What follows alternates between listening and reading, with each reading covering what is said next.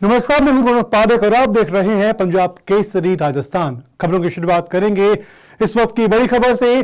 तो राजस्थान में भारतीय जनता पार्टी को बड़ी जीत मिली है और भजनलाल शर्मा के रूप में नई सरकार भी बना ली है।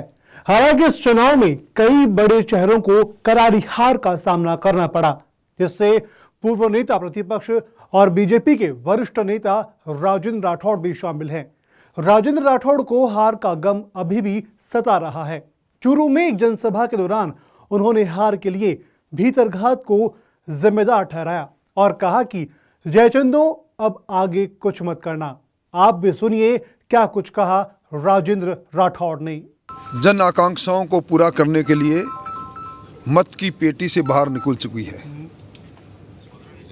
भजनलाल जी की सरकार ऐसे भजन करेगी कि जिनकी वाणी से कल्याण ही कल्याण निकलेगा। और अब जल्दी ही मंत्रिमंडल भी आकार ले लेगा और उसके बाद लूट और झूठ की सरकार जो जिसकी विदाई हमने की है, उसकी लूट को भी बाहर निकालेंगे। अब सच्चाई के रास्ते पर चलकर जनता के कल्याण के लिए और जो वादे हमने संकल्प पत्र में किए, उन वादों को पूरा करने के लिए सरकार अपना रोड मैप बनाएगी। और इस बार चुनाव के अंदर जो पराजय हुई वो जनता जनार्दन का निर्णय स्वीकार्य है, परंतु बहुत से जयचंदों ने भी अपनी भूमिका निभाई और मुंह में राम बगल में छुरू लेकर भी कई लोग अब सत्ता के नज़दीक आने की कोशिश में लगे हैं। उनके चेहरे से नकाब खींचने के लिए कार्यकर्ता आतुर है। आने वाले चुनाव के अंदर मोदी जी की अगुवाई के अंदर ये तीसरी बार मोदी जी की सरकार बने, इस संकल्प के साथ अब वापस चुनावी मैदान में उतरेंगे और दुनिया के सबसे लोकप्रिय नेता नरेंद्र मोदी जी की अगुवाई में हिंदुस्तान में फिर सरकार बने, इसमें कार्यकर्ता पन तन तन करके लगेंगे।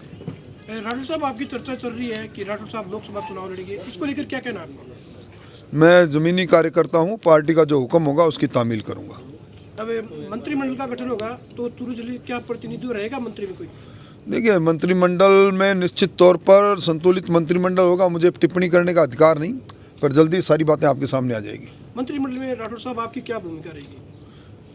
एक पराजित व्यक्ति की क्या भूमिका हो सकती है, इसलिए मेरी मंत्रिमंडल में क्या भूमिका होगी। राठौड़ साहब, आपके हारने का मुख्य कारण क्या रहा? मेरी खुद की कमजोरी। मैं ऐसी धरती पर चला गया जिस धरती को संवारने के लिए, जिस धरती की वोट की फसल काट रहा था, उससे पहले ज़मीन को समतल करने से लेकर ज़मीन की बुआई में जिस प्रकार का गुदाई में जिस प्रकार का काम होना चाहिए था वो मेरे द्वारा नहीं हुआ। इसलिए कार्यकर्ताओं ने अथाह मेहनत की और सारे हार की जिम्मेदारी मेरी खुद की है। राजेंद्र राठौड़ के इस बयान के बाद शेखावाटी में बीजेपी की सियासत में उबाल आ गया। राठौड़ के बाद उनके समर्थक भी खुलकर के चूरू सांसद राहुल कसवा के विरोध में सामने आ गए हैं। बलराम जाखड़ का वो 2004 का चुनाव मैंने देखा है। आपने चुनाव एक लक्ष्मण के रूप में लड़कर राम के सामने एक ऐसा संकल्प लिया और आपने बलराम जाखड़ को धूल चटाई और राम सिंह कसवा को यहां से विजय बनाया है। और उसी राम सिंह कसवा के परिवार में खुले मन से कह रहा हूं, किसी को कोई दिक्कत है आके बात कर लो, उन्होंने पीठ में खंजर घोंपने का काम किया।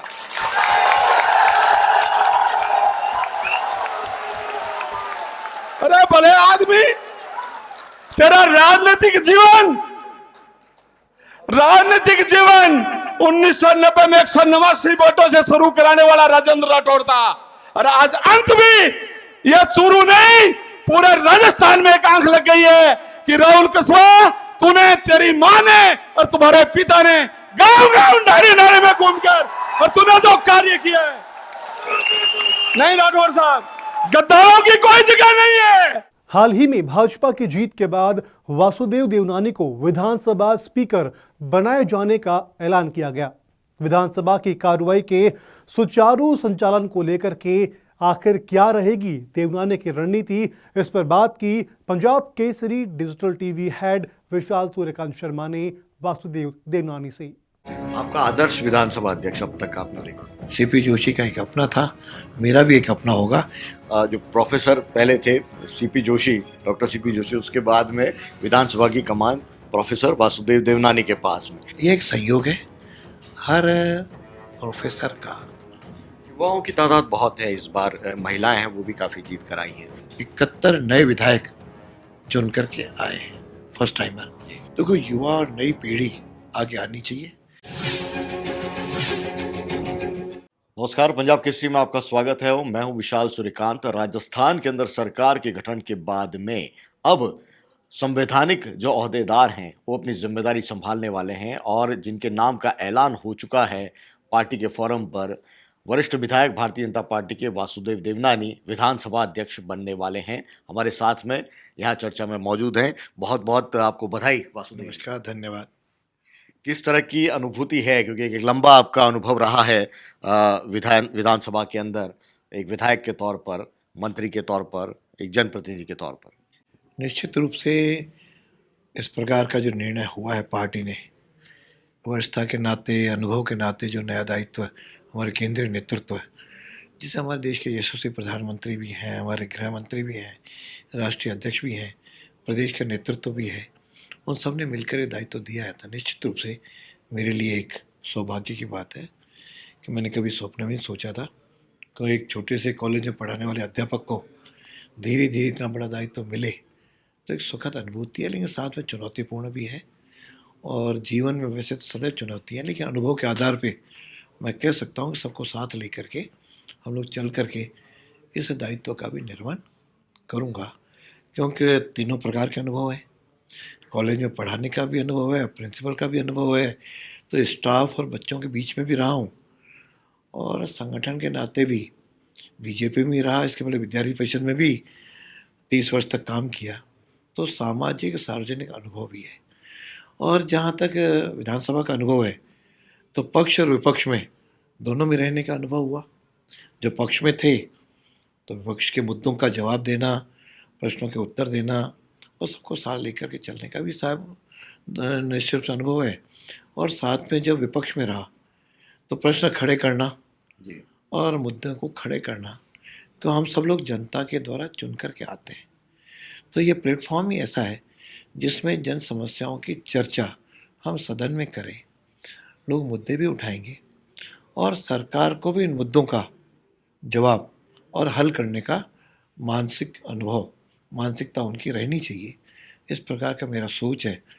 विधानसभा में सार्थक बहस हो और हम सब लोग मिलकर के जनता के मुद्दों का आपस में चर्चा करते हुए जनहित में और राजस्थान के विकास में उसका अनुभव करें, ऐसा मेरा प्रयास रहेगा। राजस्थान विधानसभा के अंदर कई मुद्दे आती आती सरकारों के वक्त से चलते रहे हैं, जैसे जो लंबित सवाल हैं उनके जवाब नहीं आते, अधिकारियों का रिस्पांस, विधायकों को लगता है कि उनका रिस्पांस जिस तरह से मिलना चाहिए अधिकारियों का मिलता नहीं। कैसे सुनिश्चित करेंगे इसे? प्रयास करूँगा कि जो प्रश्न खड़े होते हैं और उनका उत्तर समय पर आए। और राजस्थान विधानसभा अपनी परंपराओं, अपनी मर्यादाओं और नियमावली से चलती है, उसका सब लोग पालन करें, विधायक भी करें और सरकार भी करे। इसका प्रयत्न करके उसका सही समय पर जवाब मंगवा करके और उसका समाधान किया जाए। ध्यान आकर्षण प्रस्ताव भी आते हैं, उनका भी सही समय पर जवाब नीचे से मंगवा करके और वो सदन में उसकी बहस हो, इसकी भी कोशिश होगी। और मैं समझता हूँ यदि आप सबको साथ लेकर के चलते हैं तो उसका लाभ होगा। बाकी तो संसदीय प्रणाली में जो भी है वो सब का हम कोशिश करेंगे कि ऐसी कोई कठिनाई ना आए। विधायकों से क्या उम्मीद रहेंगी, क्योंकि अभी संसद सत्र भी चल रहा है, जिस रूप में संसद के अंदर माहौल है, लोकसभा चुनाव का दौर होगा जैसे जैसे ये वक्त आगे बढ़ेगा, तो उस रूप में दोनों पक्षों को नियंत्रित करना, विधायकों पे नियंत्रण, पूरा विधानसभा की कार्रवाई चलना, पॉलिटिकल एक उसको फोरम नहीं बनने देना, बहुत सारी चुनौतियां हैं वासुदेव जी। आप निश्चित रूप से चुनौतियाँ तो हैं, लेकिन चुनौतियों का संवाद के द्वारा समाधान, कि हर डायलॉग का, हर प्रकार की समस्या का समाधान तो संवाद है। और मेरी संवाद रखने का स्वभाव रहा है। मैं तो पक्ष विपक्ष दोनों विधायकों का संवाद के बीच में हल निकालेंगे और विधायकों से अपेक्षा रहेगी कि वे अधिक से अधिक समय विधायक सभा में रहें और साथ में अपनी उपस्थिति भी अच्छी रहे, ताकि अच्छी उपस्थिति और लंबे समय तक बैठने का स्वभाव, उनको भी सीखने का मौका मिलेगा, उनको अपनी बात कहने का अवसर मिलेगा। तो इस प्रकार का अपील करूंगा सब विधायकों से कि वह अधिक से अधिक अपनी उपस्थिति भी और साथ में समय भी विधानसभा को दें, क्योंकि जनता चुन करके भेजती है और कुल मिलाकर के अभी जितनी बैठकें होती हैं उसमें भी वृद्धि हो, इसका भी मैं प्रयास करूंगा। युवाओं की तादाद बहुत है इस बार। युवा जो विधायक हैं दोनों ही पार्टियों से, वो ज़्यादा उनकी तादाद दिख रही है। महिलाएं हैं, वो भी काफ़ी जीत कर आई हैं। किस रूप में देखते हैं इसे? देखो, युवा और नई पीढ़ी आगे आनी चाहिए, क्यों लगातार एक क्रम है कि नए पुराने लोग रिटायर भी होंगे, एक समय पे आए, कम भी आएंगे, लेकिन उनके अनुपन में समय का अनुभव भी है और साथ में नई पीढ़ी को उनसे सीखने का भी अवसर मिलता है, ताकि नई पीढ़ी आगे 10-15 साल तक, 20 साल तक राजस्थान का नेतृत्व भी रहे। इसलिए मैं समझता हूँ कि हम दोनों ओर से 71 नए विधायक चुन करके आए हैं, फर्स्ट टाइमर, और लगभग 76 ऐसे हैं जो रिपीट हुए हैं। तो दोनों का समावेश है और कुछ लोग जो पहले थे अब आए हैं। तो तीनों प्रकार की जो उसमें समन्वय होगा, युवकों को भी अवसर देंगे कि वे अपनी बात रखें और अनुभवी लोगों को भी कहें। लेकिन सबके साथ एक बात तो रहेगी कि जो विधानसभा की पुरानी गरिमा, इस कई मनीषी इसके अध्यक्ष रहे हैं, उन्होंने परंपराएं डाली हैं, उन सब के अनुरूप हम लोग काम करें और यहाँ की विधानसभा जो गौरवशाली इतिहास रहा है उसको हम बना सकें और नए नए आयाम वह हम अलग बनाएं, ताकि जिसके कारण से इसका गौरव देश भर के अंदर आगे बना रहे। ये सबका सहयोग से ही संभव है। मैं सबसे सहयोग और संवाद के माध्यम से अपेक्षा करूंगा कि हम सब लोग मिलकर काम करें। एक बड़ा दिलचस्प संयोग है, आखिरी सवाल होगा कि जो प्रोफेसर पहले थे CP Joshi, doctor CP Joshi, उसके बाद में विधानसभा की कमान प्रोफेसर वासुदेव देवनानी के पास में, ये जो क्लास है वो कैसे अलग होगी? ये एक संयोग है। हर प्रोफेसर का या हर व्यक्ति का डील करने का अपना अपना तरीका होता है। उनका एक तरीका था, हालांकि वो भी काफ़ी अच्छा रहा और मैं सोचता हूँ मैं भी समय अनुकूल उसे निश्चित रूप से कोई संवाद के द्वारा उससे अच्छा करने का प्रयत्न करूँगा। हर अध्यक्ष अपने कार्यकाल में अच्छा काम करता है, डील करने का प्रयास करता है। हर एक अपने टेक्निकल होती है, वो अपने प्रकार से करता है। मैं भी उसमें से सीखते हुए नए आयाम स्थापित करने की कोशिश करूँगा। आपका आदर्श विधानसभा अध्यक्ष अब तक आपने देखा है? सोचा नहीं, मेरे लिए सभी आदर्श हैं, सब ने अपने समय पे, हालांकि 5 बार से हूँ, 4 अध्यक्ष तो मैंने भी देखे हैं। हर एक के काम करने की कला अलग अलग होती है। सुमित्रा सिंह जी का एक अपना था, उसके बाद अपने जो नए अध्यक्ष आए दीपेंद्र सिंह जी, उनका एक अपना था, उसका कैलाश जी मेघवाल का एक अपना रहा, सीपी जोशी का एक अपना था, मेरा भी एक अपना होगा। लेकिन सबकी अच्छाइयों को और संस्मरणों को और अनुभवों का लाभ लेते हुए इसको अच्छा चलाएंगे।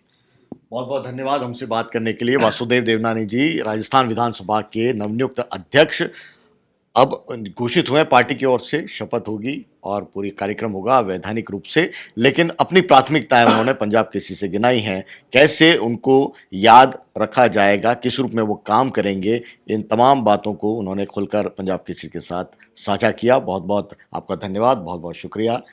सहयोगी हरिनाम, कैमरा पर्सन दीपक और कृष्ण कुमार के साथ Vishal Suryakant, Punjab Kesari TV, Jaipur. Special segment में अभी के लिए इतना ही। देश और दुनिया की तमाम बड़ी खबरों के लिए आप बने रहिए पंजाब केसरी के साथ।